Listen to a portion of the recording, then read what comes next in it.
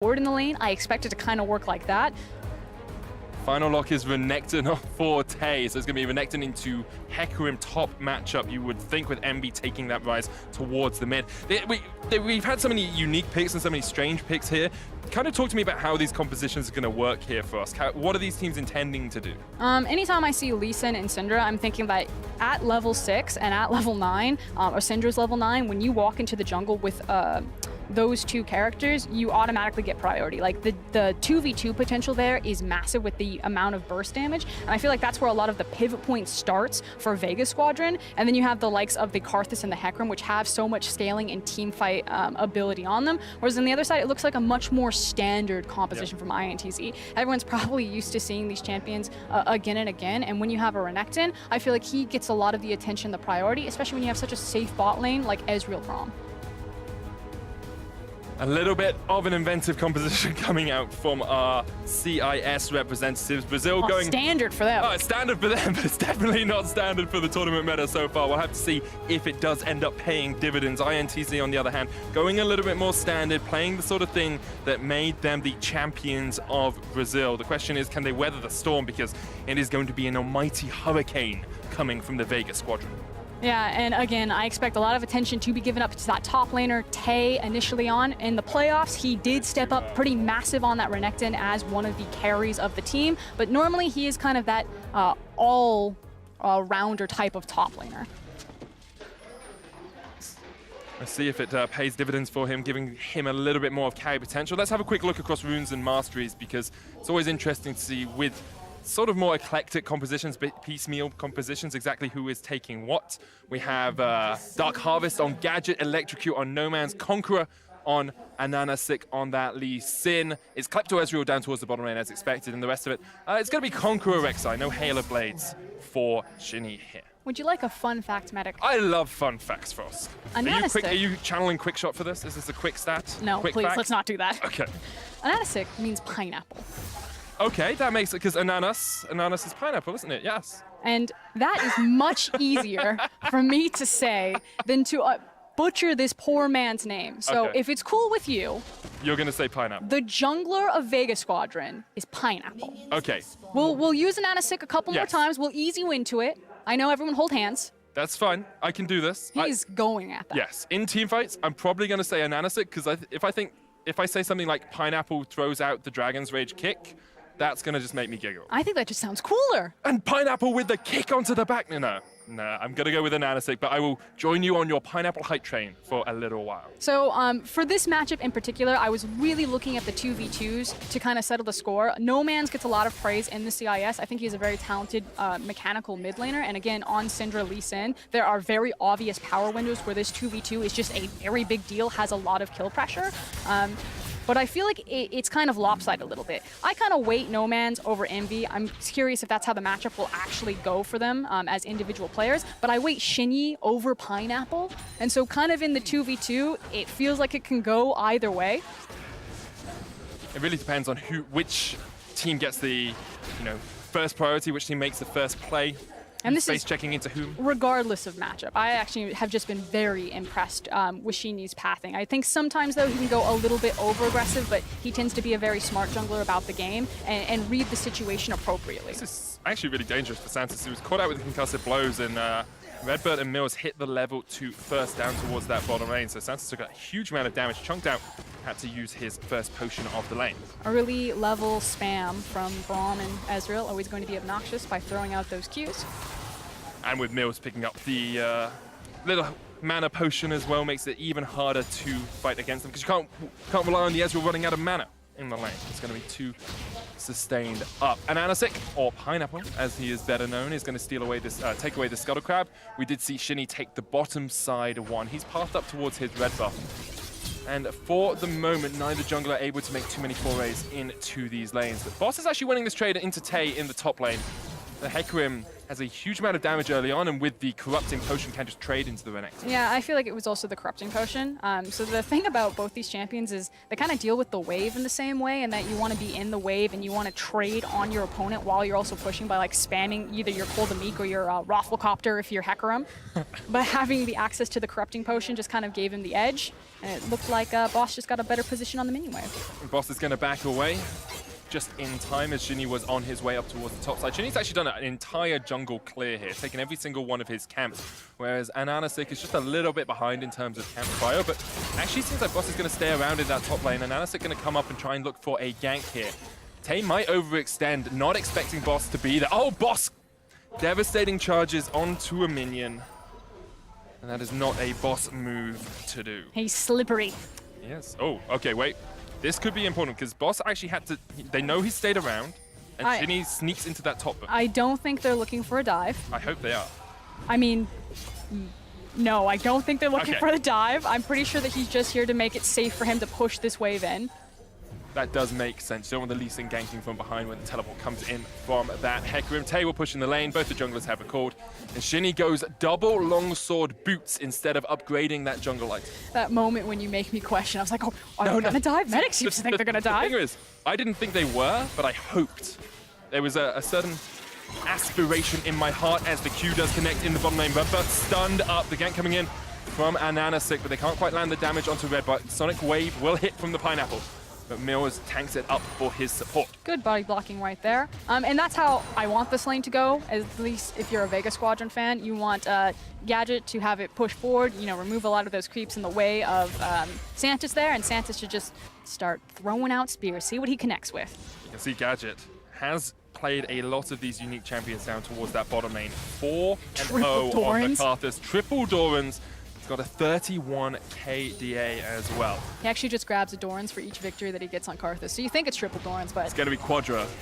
Or does he get 5 just saying, well, I'm going to win this game as well. Get the Pentadorans. It feels like you should summon a Super Dorans if you get 5 of them. I mean, a pentagram. How are you going to move him from that lane? That's true. He's never going to be moved at all, and it also means that he has that extra mana regeneration. No Man's will need the blue buff eventually in that middle lane. This mid lane, we wondered how it would go, how the matchup would really play. Seems to be pretty even early on. Rise with the Aftershock is actually really hard for a Syndra to kill before you get some jungle attention and before you hit that level 6, which has just been popped by No Man. It feels like mid these days is really just kind of a tug of war back and forth with the minion wave. Again, I was looking for the window that once Pineapple there also has access to his Dragon Rage kick. Just the sheer burst damage that comes out of Syndra ultimate on top of Lee Sin ultimate is quite devastating. So that's where I want Vega Squadron to start making their moves around. But here comes Shinny. Sitting on a control ward. No Man's has no awareness. He's going to step forward, puts the control ward down of his own. Shinny goes in, but Pineapple round the corner. Only level 4, doesn't have the Dragon's Rage kick. We'll just force Envy and Shinny here away, but No Man's could actually fight Shinny here. The Unleashed Power is going to be a lot of damage. Shinny flashes forward, goes unstoppable, but dies. No Man splashes away, and Ananasik is the one to pick up the kill. And first blood in this game goes to the Vega Squadron. Very disrespectful there to kind of step forward. I think he was expecting that Envy would step up and give him a bit more coverage right there, but tests his luck against the Syndra, and No Man's just stat checks him on the ultimate. Do you have more health than this damage? Doesn't even have any magic resist either, so it's definitely not going to work against that Unleashed Power. I have another look at this, but it does just feel like Shinny goes over-aggressive after realizing that Ananasik is there. And the thing was, he was given the little wiggle, clicking back and forth pretty fast to try to make the Lee Sin Q miss, which he initially dodged. But then he saw that he was in a really rough spot, overreached for the control ward, and is like, maybe we can turn this 1-for-1. I'm going to die, but let's see if we can also grab Syndra, and trades Flash for Flash. Flash for Flash is okay. Envy still has a Flash of his own, but No Man's has the cleanse, so he's a little bit safe in that middle lane. Yeah, except he didn't get the kill. The Pineapple is just gobbling up all of these kills. It's a prickly customer that you have to deal with. I think it's just a situation now where as long as No Man's can make sure that he never loses control of the minion wave and he's never forced in an unsafe position without the Flash and holds on to his cleanse, that he's fine to take that trade. Oh, Boss coming down is definitely going to help him out as well. Shinny did get into this bush, but there was a ward spotting now. He scattered the weak out of the E, and he can't burrow to safety. Boss will take the kill, and Shinny is 0-2-0. I said that No Man's was a pretty solid mid laner. Really good catch right there on the Scout of the Week to deny him going over the wall, and Syndra, big deal. Yeah, pretty big deal. Vega actually going to use this to steal away the blue as well. You can give that across towards Gadget. He's now in an incredibly strong position on this Karthus, can just spam out the Skittles as much as possible. And Shinny thought he was safe, but he had been spotted on a wall. But repeat attempts at this lane. You can see the idea. This Syndra doesn't have access to Flash. I still have Flash on the rise. Maybe he flashed forward, grab the hard CC, and then you can chain it into the Rek'Sai knockup and try to swing this lane kind of back in our favor. But an excellent read there from Vega Squadron. And maybe a little bit of the weight of expectation on Shinhy's shoulders as well, because we talked about it a lot in Pick and Ban. We said he's the guy, he's the best jungler probably in Brazil, the playmaker for this team. Both the last 2 times he's died, he's been trying to make a play, he's been trying to up the tempo a little bit, and he's just been caught out because of being a little bit over-aggressive. And he's just not picking his targets that well and not really paying attention to a lot of vision. Something that INTZ really do struggle with. They're good at placing aggressive vision, but they're quite poor at clearing out vision. They'll always have a lot of wards behind them, which opens them up to a lot of flanks. So I feel like compositions with really strong engage tools, something maybe like a Hecarim, can be quite punishing against them. Did you realize Vega have a Hecarim? That's quite a strong engage tool cross. Maybe. Maybe they could go for some of those fights. Red buff stolen away here by Ananasik. And it's the push prio in mid, the fact that you can see No Man's coming up, helping out the team, and the fact that Santos can move away from that bottom lane because the Karthus is able to sustain by himself. Santos is here in the mid lane trying to deliver a present to Envy. The Requiem comes down. Braum in the middle of it all as Red buff pops a Glacial Fissure. Here's Shinny. It's a 4v3 in favor of INTZ now. Ananasik falls, and INTZ actually found the perfect turnaround. But this is where INTZ do get strong. Hold on, though. He's okay. Leaps to safety is that they are strong in their team fights. Now, it wasn't necessarily showcased there, but as this game progresses, I want viewers to really hone in on how INTZ are very patient during team fights. Particularly watch Envy and watch Redbird when they pick their moments to go in. We will keep our eyes on it. Redbird, of course, the only player on this team with international experience, played for Virtus Pro in MSI 2017. And at the start of this, you think it's all good for Vega Squadron. They catch out Envy, and then they can't quite follow up. But they expended so much on Envy, and I think they were surprised by the lack of damage that they did and the immediate response from INTZ's bot lane, which they had a clear pathway because they had gotten early control vision that's now just been cleared out by Santas there to walk up that river. And as much as the Karthus, can farm by himself pretty safely, pushing the lane will take a little bit of time. It does. If the Ezreal pushes it towards you, you have to take your time to push it back, and it gave INTZ a little bit of time just to move up towards that mid lane. Santos continues to land the bone skewers down towards that bottom side, but as of yet, that pike hasn't paid off completely. I mean, I think the idea, though, is that he's not there to get the kills in the lane. If he does, that's just a bonus. But anytime you have a Karthus, it's basically looking for parity at 15 minutes. And then if you're past the 15-minute mark, we've seen how Karthus can just end games because in late game, presses are and massive devastation rains down on your team. Totally take games over. He's yet to get a Dark Harvest stack either. Of course, a little bit tougher to do that in a sort of 2v2 lane where you don't have kill threat than it is as a jungler. And with Ananasik here clearing out the vision initially, he will go for the Mountain Drake. They have push in bot, they have push in mid. This is the perfect opportunity for him to use that. Shinny here, coming in with the bow, tries to get in, flashes forward, Envy trading, No Man's there, furious bite to the face, and No Man's will fall. INTZ answering with a kill of their own in the mid lane. The Mountain Drake will go to Vega Squadron. Yeah, the gank finally pays off. Third time the charm is apparently there for INTZ, but like you're saying, an excellent objective trade because it's still a mountain. With the Baron threat damage, like you have the secure execution from Lee Sin, you have the damage that a Karthus can put out, as well as the burst from a Syndra, and now a mountain on top of it. The Baron threat from the Vega Squadron is really real. Incredibly powerful if they can get towards it. I want to, as the game seems to be in a little bit of a slowed down state here for a second, let's talk about scaling. Let's talk about how these comps play into each other later on. Redbird caught out just a little bit here, but he should be able to jump to safety. We'll wait for this fight to finish. You said in Pick and Ban, they draw attention towards the bottom lane. That's exactly what's happening. But let's talk about scaling. Like, Karthus scales incredibly well, but Ezreal is no slouch in the late game. This INTZ composition still has some power as the game progresses. For me, it's not so much about Ezreal since the double tier adjustments. I do think that he still has some good options. I particularly like more of an AP emphasis on an Ezreal. Okay, so would you be going Hextech Gunblade? Ludens? I mean, where would you be going? There's so many different options, which I think is one of the main strengths of Ezreal still, is that he offers so many versatile lane matchups as well as itemization. For me, I think a lot of the late game damage potential is actually on Invi's Rise. Again, people just kind of forget how tanky Rise can be, how much damage he can be, and how obnoxious he is. But I still really like Vega Squadron for just how many damage threats on total they have on their team. I mean, it makes a lot of sense. You've got Warrior Enchant coming out from the Lee Sin as well. And their support's killing people. Yeah, when Pike can do just burst people down from like 400 HP, you're looking towards that Dust Blade, he can do a huge amount of work. Game pretty even, 300 gold between the two teams, but both teams will probably be pretty happy with that state of affairs. Gadget almost caught out here, but Mills does still have the Arcane Shift. We'll use it. Santos couldn't quite land the Bone Skewer slow. Mills actually has to flash away because the Skittles were coming in, and he didn't have any safety from his support. I almost feel like they played the combo incorrectly there. What I would love to see them do, I'll hold it though. Santos Concussive Blows is going to come out here. The Glacial Fissure locks him in place. There's no real escape for the Pike. Didn't have the flash up, and Mills will get a kill in that bottom lane. Excellent turnaround there.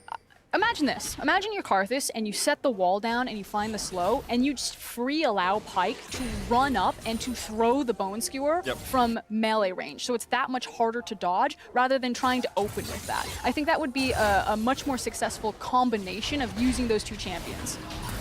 Shuni getting forced out here by Nomads. That is actually something you see a lot from like lower level Pikes, and something I did when I initially played Pike is you're kind of sitting right at the back and saying, how far away can I throw this skewer from? How far away can I hit my hook from? What you need to be doing is getting right into the face of the enemy carry, basically standing on top of them and then being like, well, you really can't dodge me because I'm going to land your skewer no matter where you go. I just think it would be really cool to see them abuse the mobility of Pike and the slow from Karthus. So I think that there's a lot of cool combos that have yet to come out this game that still a possibility for. Well, hopefully we see them. I do always enjoy a cool combo. No Man's going to be given across this blue buff. We're getting up towards that 15-minute mark where we talked about Karthus being incredibly powerful. He's got the Ludens first. Pretty even in terms of gold across the board. You can see 4 plates to 1, but INTZ have been able to make up for it with that extra kill. Boss coming down here. INTZ have reacted pretty well, but there are actually 5 members of Vega on their way. Santa's on towards Envy to start us off. Gadget force back. The Scatter of the Weak will connect, but the Sonic Wave doesn't. Envy able to escape. Vega Squadron not quite finding the avenue of approach into this fight. Just walking that one out. Just a little bit of a walkabout. Meanwhile, it was Mills who got a free wave as well as denying a control ward, but seems pretty much like a stalemate at this point as we're looking for bigger item break points. Yeah, with plates down as well, getting a little bit of extra chip damage on the tower doesn't really amount to much. You know, eventually we're going to see 4-man, 5-man pushes for these turrets, and that's when they'll fall. But for now, 100 health here, 100 health there, doesn't matter too much to either of these teams. It's also about where the Rift Herald is going to be executed. You can see that Pineapple's got it right now. And if he goes bottom, they find some kills. Maybe he decides to unlock this lane. Really nice ward there from INTZ. The wall spotter analysis as he goes across, and it means immediately Tay pops the Dominus in the top lane. Boss tried to use the unstoppable onslaught, but will get caught underneath the tower. Tay survives. Rift Herald used down towards the bottom side. Vega Squadron trying to react to INTZ's play up towards that top side. Yep, and now we're in a tower race here to see who can push this one down. Rift Herald? Yeah, Rift Herald's always going to get it first, you have to feel. Headbutts the tower, and they will take it. INTZ will answer with one in the top lane. They'll be about 1,000 gold ahead at the end of this trade. But there is a dragon on the cards as well. It's only a cloud, but a little bit of extra speed, a little bit of extra rotation can definitely help you out. Envy's going to use the Realm Warp to get back underneath the tower. And I expect to see a Vega going back towards this Cloud Dragon. I think it should be a pretty good reset from Vega. I'm curious how they're going to set up their lane assignments and if they're going to move. Oh, Requiem! This could be enough. Mills just gets taken out. That was great combination from the Pineapple Man and from Gadget. And Anasik and Gadget teaming up perfectly. They land the Sonic Wave into the Dragon's Rage, into the Requiem, and it's goodbye, Mills. You didn't even take I was like, okay, I'm going to think ahead. I'm going to try to predict this. Meanwhile, they're just like flying into the jungle, just executing people. You can see, again, one of the reasons why Karthus is so cool as a champion, because he offers so much pressure on any sort of assassination potential. And getting those kills on Gadget is so powerful as well. The quicker you can get this Karthus towards 2-3 items, towards the Rabadons, is a huge power point for the mage. But one of the questions that I had is kind of where do they sit Gadget now that his lane has been opened up? Get another look at it. It's just unfair. They just knew as soon as it happened. I love the kick into Tempest as well, though. It's just like, just to make sure I'm going to land an E as you fly away from me. Mills felt the pain of the pineapple there. Because since they have the likes of Syndra, you don't normally see Syndra out into a side lane unless she's kiting very quickly back to her team. She can't be that overextended, doesn't have, you know, the best escape tools outside of a really nicely timed Scatter the Weak. But it looks like they are going to go ahead and send out No Man's, and I just kind of want to pay attention to what he does on one of these side lanes if he's punished and caught out. We'll keep our eyes on him. Let's do a quick check across the items as well, as we are starting to see those first 2 or 3 items across the board. Trinity Force first for Boss, as expected. Glacial Fissure use here. Santos can just dodge away. That was very greedy from INTZ. But yeah, Trinity Force on Boss, double Ludens sitting on No Man's and Gadget. On the other side, you've got the Manamune stacking up for Mills alongside that Iceborne Gauntlet, and a Seraph's first for Envy in the middle lane on that rise. It feels like, though, that they're just going to be farming the waves back and forth. And again, we're looking at the junglers, or we're looking towards these cheating members kind of pushing their waves forward, and then immediately everyone looks for an opportunity. Can they find someone out of position? Can they look for the 1v2 in a side lane? And it looks like Shinny's looking down towards this bottom lane. Tay has finished his Spear of Sojourn, has the Dominus as well. They could go for the play, but the rest of Vega Squadron reacting pretty well. It's always hard to track a Pyke as well as he goes through the jungle like this. Has the Ghost Water dive. Tay's going to pop the ultimate. Boss just needs to survive until the Pyke can join them. Unstoppable Onslaught gets back underneath the tower, and INTZ can't go any further. The hook comes out, Burn Skewer doesn't hit because of the tunnel, but the rest of the team is on their way. Vega trying to make a play here down towards this bottom lane as Ananasik joins. There's the TP coming in, Requiem, Sonic Wave. It's double TP. Double TP, INTZ trying to react. The Realm Warp used. Santos can flash the wall, and Nanasik will have that safeguard up in just a second. Goes to the minion, jumps away, and they will survive for the moment. True Shot Barrage not going to do too much. Meanwhile, Nomaz is still pushing in that top lane. And INTZ expended so much to try to chase that, but an excellent disengage. Yeah, nothing really happens except for up here. No Man gets to force it all the way back and get some decent damage onto this tower, but now it looks like INTZ doubling down on Boss, knowing that he doesn't have his ultimate. Yeah, that's the thing. Doesn't have the ultimate. So much easier to make the play here. Shinny actually flashing forward. Boss trying to get away, but the Void Rush will chase him down. Ra indeed for Skurin. And a quick kill for the INTZ jungler. And after going 0-2-0, he is now sitting at 2-2-2.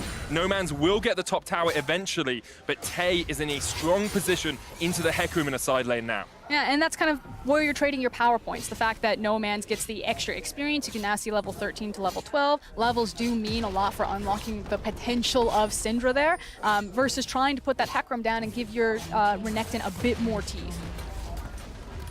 Renekton's bite is incredibly strong right now.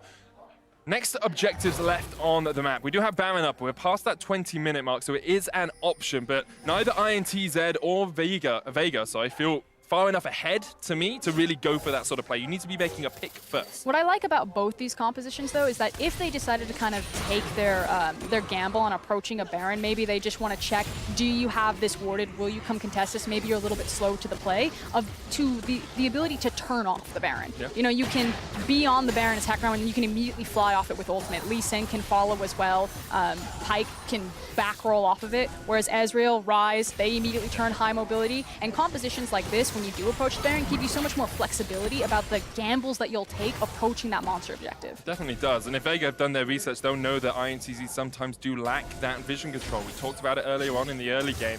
This is the point where they really need to get those wards down. Vision denial. Vision denial. INTZ are great at placing down wards. They often overlook sweeping out their own jungle. And you're looking for some deep wards there from Vega Squadron. Then get them in towards that red pit, get them around the Baron, because that is a very strong objective. With only a Cloud Drake up as well.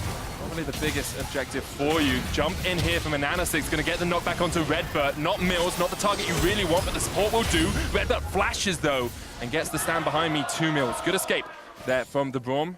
Not really too much burnt though on the side of Vega. No summoners actually used for that trade. And I like the read.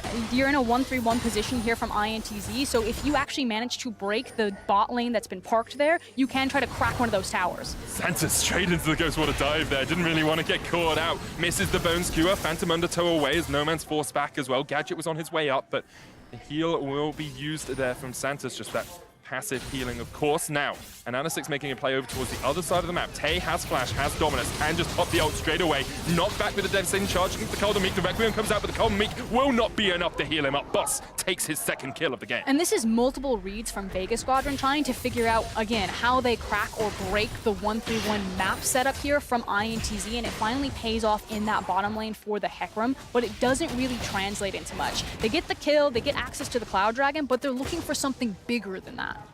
You really, one kill just isn't enough at this portion of the game. Maybe I'm just a glutton for punishment because of all the Group A games where we're going at a kill a minute, but these games, they just don't seem to be as fast-paced, as high tempo as some of the ones we've had earlier today. I expected these games to be slower paced just due to the nature of the teams playing in it, and I expected this game to be full of really creative compositions, and so far in the first two series, Definitely paid off. It has definitely delivered. But again, that becomes, that begs like this meta question of, if this group isn't decided by like standard play League of Legends and these teams go into a best of 5, and let's say they just race through group stage by, you know, showcasing all of these creative, unique picks, it's super easy then for the Flash Wolves who are watching this to be like, and I'm gonna ban this, and I'm gonna ban this, and we're gonna see if you can actually play standard across from us on an international stage. And the question is as well, it's the first time really I think a lot of people thought that the Flash Wolves will be really challenged, right? The LMS as a region seems to have been a little bit weaker than it has in the past, and it was definitely an opportunity for a team like INTZ, for a team like Vega to push towards that group stage. Can they do it? Can they keep the sort of intensity up? Yeah, and already I'm very impressed with the quality of play. I feel like, you know, some people were down on Group B. You look at all the stacked competition of Group A, however will it compete? And already I've been surprised by Detonation Focus Me, loving the composition, and I'm feeling this game. Flash not available for Shinny. Can't get onto Gadget. Unleashed Power was used. Tay came in from the flank, and this is what we're tending to see in the last few minutes, you know? Teams getting the push prio in mid, then looking for a 5-man fight, but not quite able to find it. Baron is up. Boss is pushing down towards the bottom lane. Has the teleport if he wants to join the fight. And INTZ hits the Sonic Wave, but it's only onto Redbot. True Shot Barrage comes out from Mills, but the problem is there's so much wave clear on either side that neither team can really get purchased. There's also not a lot of engage tools, or excuse me, super hard engage tools from INTZ. You're either looking for a snare from Rise or a flash knockup from Shinyi. It's really hard for Tay to get into the middle of the fight. That's not really what he's supposed to be doing on this Rek'Sai. So it's super free for Boss to be over in a side lane while his team is just eyeballing INTZ because they can't pull the trigger. Yeah, how do you hard engage onto a team like Vega? You have to expend a lot of cooldowns, a lot of flashes to get into position. So when you do find the hard engage, if you choose to pull the trigger, it better work. Definitely has to. I do want to bring a bit of attention to Trinkets as well as we look towards the top lane. Shinny in a position for a gank. Knocked back with the Scatter of the Week, and INTZ hits the Sonic Wave, but Shinny there in time.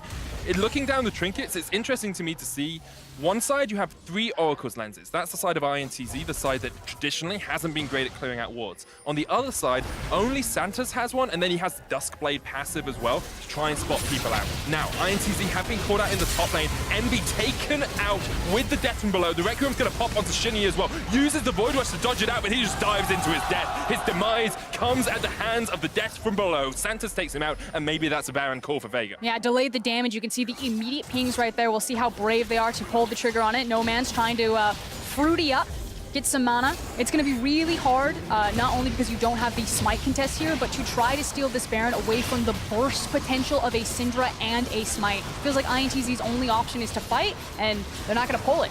Not going for it at all. Baron will be taken by Vega Squadron. 26 minutes in. Boss actually uses the Unstoppable Onslaught to jump across the wall there. They think they can catch out Tay. He was in the top lane, greeting for the minion wave, pulled back with the Bone Skewer. There's no escape for the Crocodile in that top lane, and No Man's will take the kill. Look at that gold swing in favor of Vega Squadron from about even to 3,000 gold ahead now. And frankly, just a very careless mistake from Tay to think that he could show on that minion wave when you hear the Baron going down.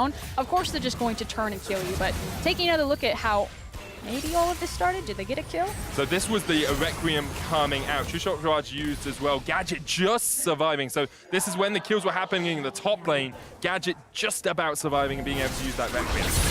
And then here was the pick that really sealed the deal for INTZ.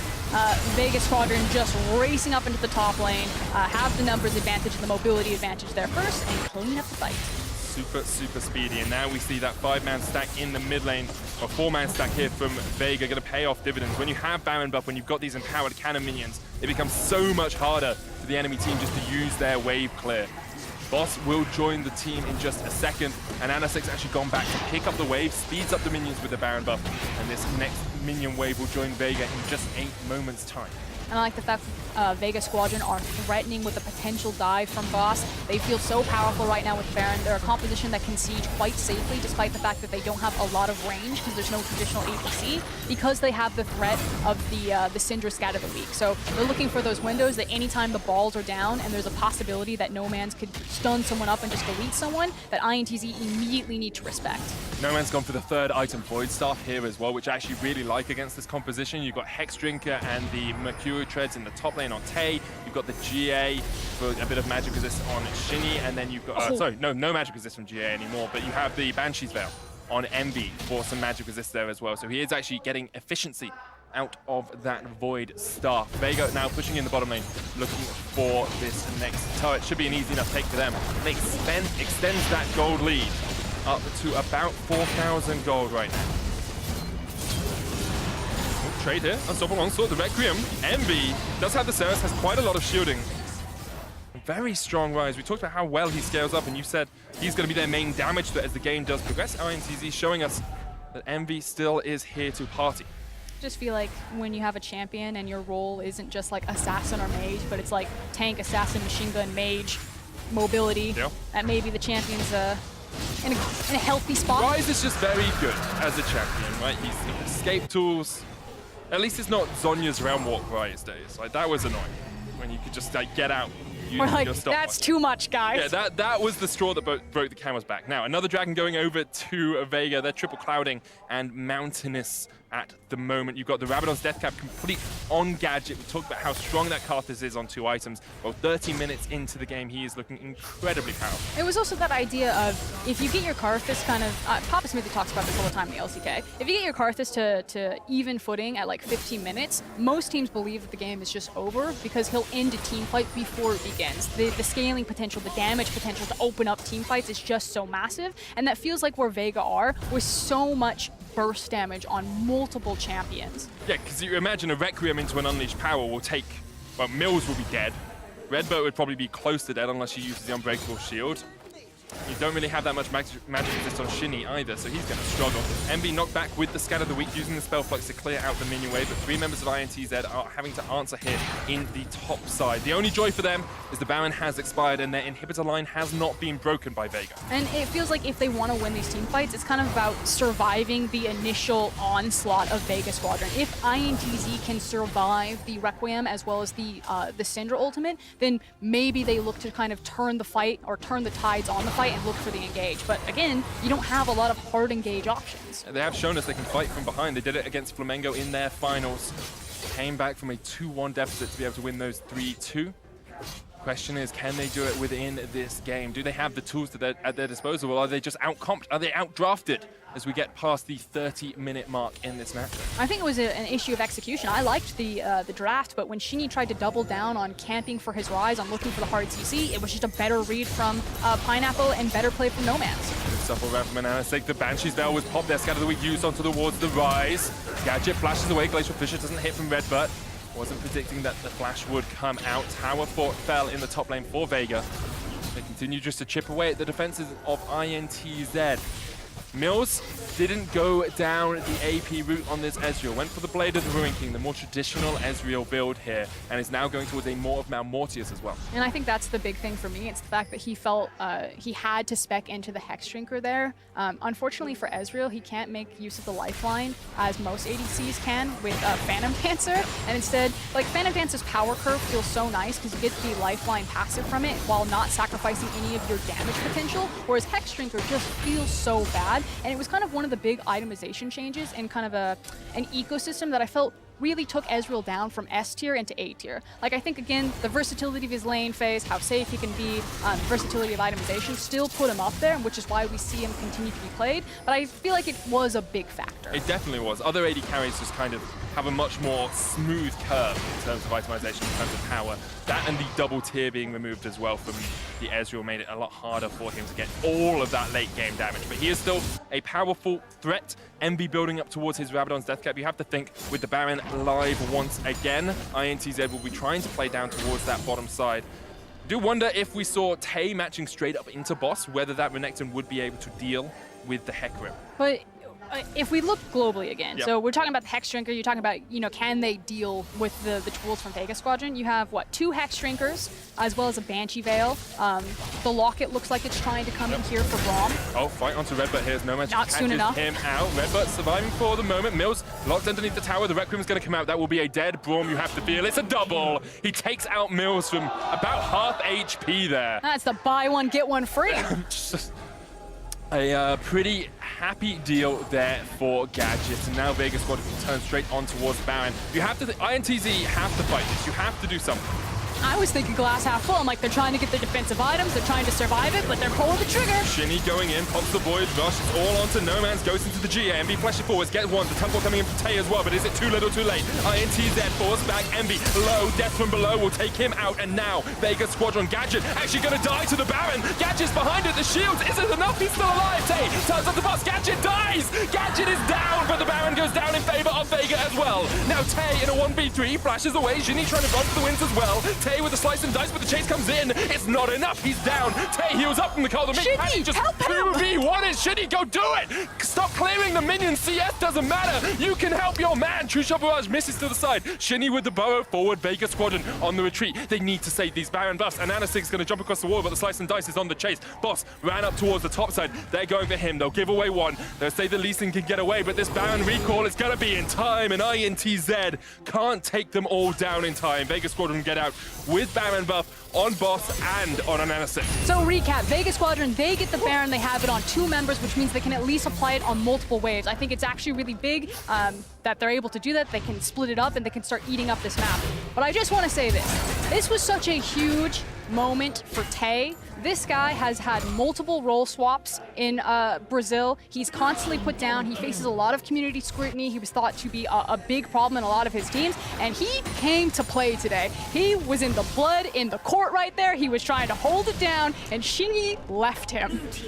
Shinny just wanted to survive, maybe trying to get out, didn't realize Tay could turn it around. And as you say, Tay has played 4 roles competitively. The only place he hasn't been is in that supporting role. We even saw him on Pain Gaming going 80 carry as well. So he's been all over the map.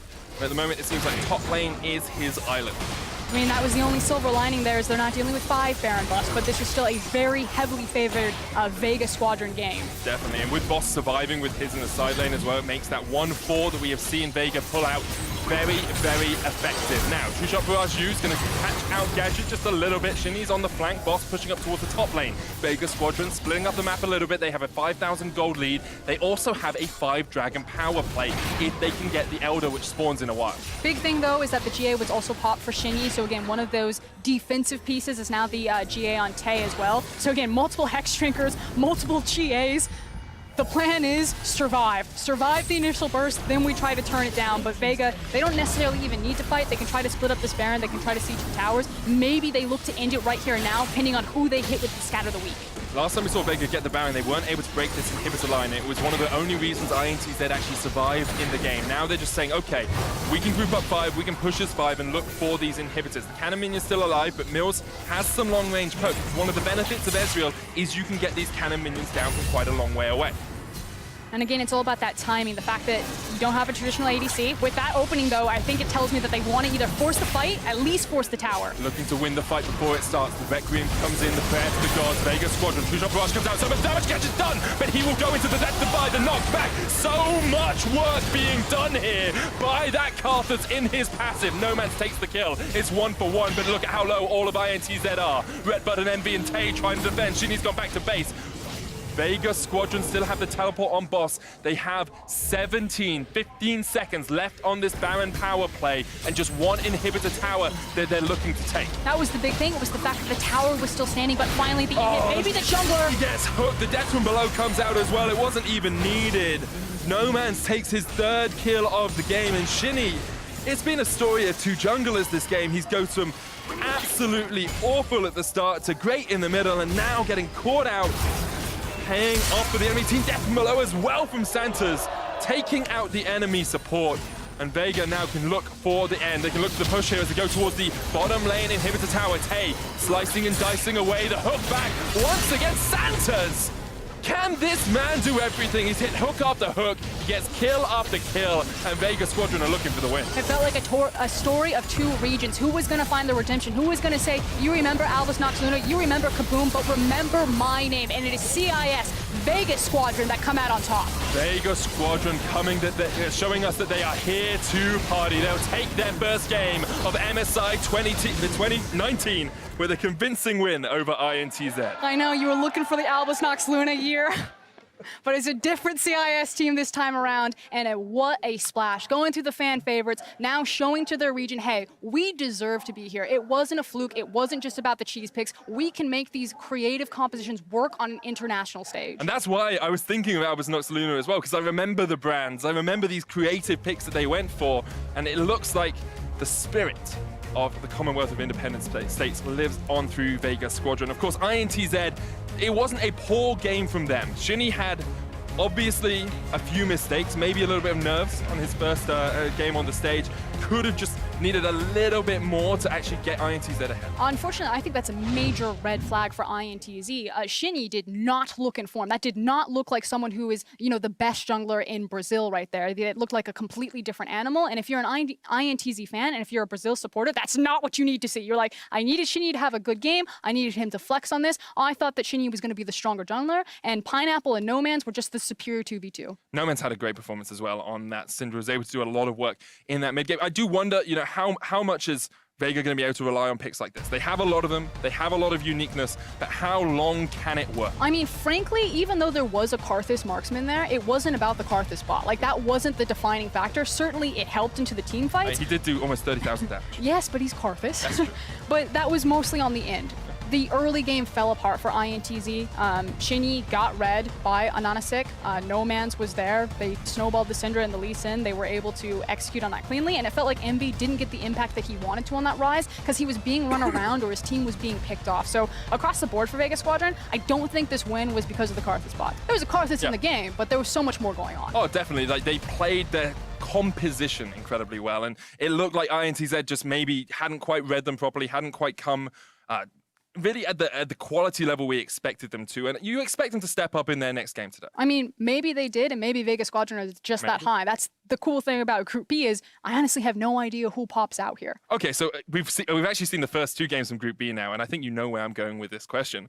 Power rankings. Come on, hit me. Where are we looking? Who goes first? Who's second? Who's third? Where are we expecting the teams to end up? I'm not ready to fully jump aboard the Detonation Focus Me hype train. I watched a lot of footage from them, and there were still like key mistakes. I think the composition and the creativity that they brought here band-aided a lot of those and covered it up because they survived the lane phase so well. And frankly, Mega just bought front row seats to watch themselves lose. But I'm gonna say Vega, Detonation, INTZ, and Mega. I think I'd agree with that so far. Well, our player of the game for that game was Santos. He definitely deserved it on the pike. Those death and belows were on point. I can't remember him really missing a bone skewer as well. A couple of times in the early laning phase, he didn't quite get the combo off properly, but overall, really good play. I think he can tweak up his lane phase, but his roaming potential and how he was executing on those team fights, definitely a standout. I mean, that's what they expected him to do in this game as well. We talked about the Karthus pick just pushing out the wave to give Pyke the time to roam around. When we